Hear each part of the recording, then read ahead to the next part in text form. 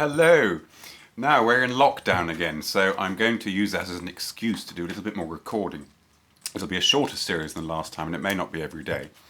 But I want to focus on good old Hans Newsidler, both his arrangements of pieces in this student book and some of his original compositions. I think a lot of the pieces from here they're not widely recorded, so I don't think I'm going to be polluting the internet with surplus renditions.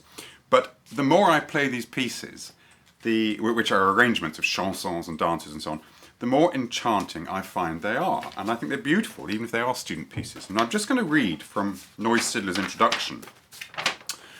Here he says this: "A new little lute book with lots of very lovely songs for the young student, which are very simple and quite easy to learn. Also some nice dance tunes, Italian and French pieces which are tastefully and beautifully embellished, arranged with particular care and collected together by me, Hans Newsidler, lutenist and citizen of Nuremberg, published in the year 1544, with copyright granted for 5 years by His Roman Imperial and Royal Majesty." Well, anyway, I think they're gorgeous little pieces.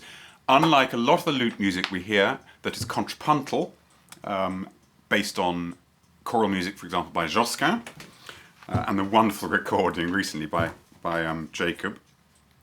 These are homophonic, and they're simple melodies up at the top of the texture and then largely chordal with some moving inner parts accompaniment.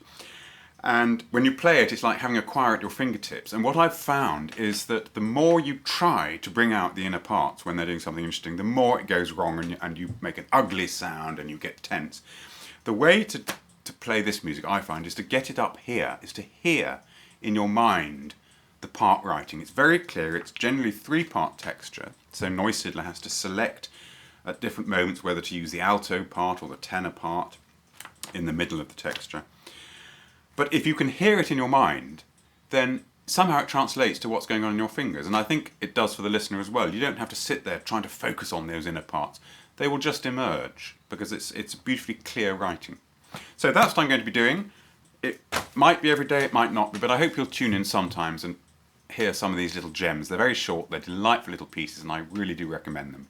Look forward to seeing you. Bye.